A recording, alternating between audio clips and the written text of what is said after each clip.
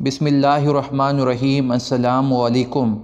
ایک بادشاہ کا دربار لگا ہوا تھا۔ چونکہ سردی کا دن تھا اس لیے بادشاہ کا دربار کھلے میدان میں ہی لگا ہوا تھا۔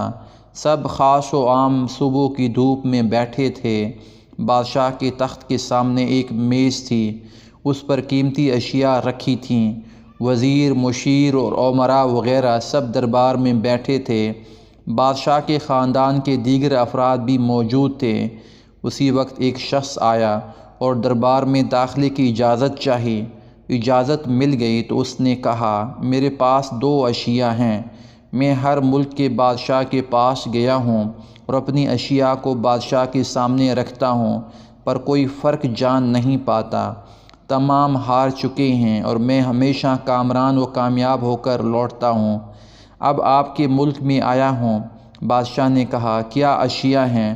تو اس نے دونوں اشیاء بادشاہ کے سامنے میز پر رکھ دیں۔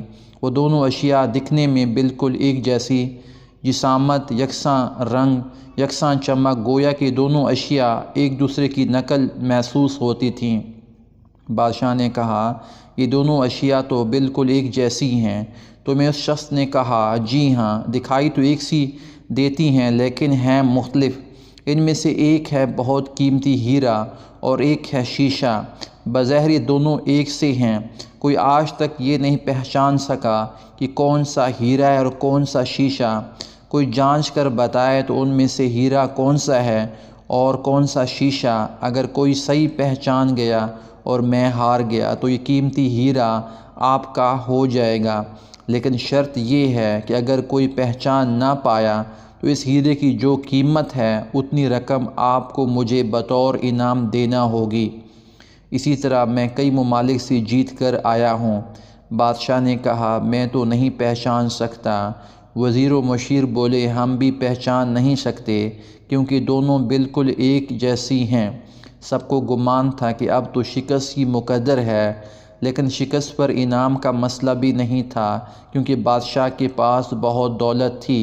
بادشاہ کو عزت کا مسئلہ تھا کیونکہ تمام عالم یہ مشہور تھا کہ بادشاہ اور اس کی رعایا بہت ذہین ہیں، اور اسی طرح اس کی سب کی ہوتی تھی۔ کوئی شخص بھی پہچان نہیں پا رہا تھا۔ آخر کار تھوڑی سی ہلچل ہوئی۔ ایک نابینا شخص ہاتھ میں لاٹھی لے کر اٹھا۔ اس نے کہا کہ مجھے بادشاہ کے پاس لے چلو۔ میں نے تمام باتیں سنی ہیں اور یہ بھی سنا ہے کہ کوئی پہچان نہیں پا رہا ہے۔ ایک موقع مجھے بھی دے دیں۔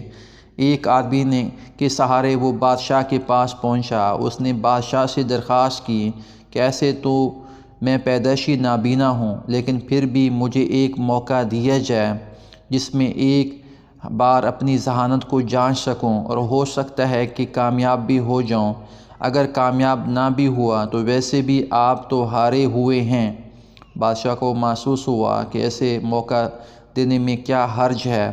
بادشاہ نے کہا، ٹھیک ہے۔ اس نابینا شخص کو دونوں چیزیں چھونے کے لیے دے دی گئیں اور پوچھا گیا اس میں کون سا ہیرا ہے اور کون سا شیشہ۔ یہی آپ کو معلوم کرنا ہے۔ اس آدمی نے ایک لمحے میں کہہ دیا، یہ ہیرا اور یہ شیشہ۔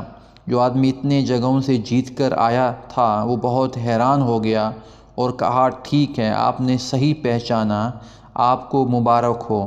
اپنے وعدے کے مطابق اب یہ ہیرا بادشاہ کا ہوا۔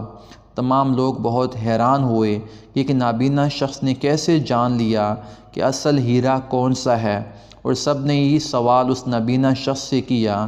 اس نابینا شخص نے کہا، یہ سیدھی سی بات ہے، دھوپ میں ہم سب بیٹھے ہیں، میں نے دونوں کو چھو کر محسوس کیا، جو ٹھنڈا رہا وہ ہیرا اور جو گرم ہو گیا وہ شیشہ۔ اس طرح زندگی میں بھی جو شخص سخت اور مشکل حالات میں گرم ہو جائے وہ حالات کا سامنا نہ کر سکے گا، وہ شیشہ کی مانند ہے، اور جو تمام حالات میں ٹھنڈا رہے وہ ہیرے کی مانند ہے۔ جزاک اللہ خیرا۔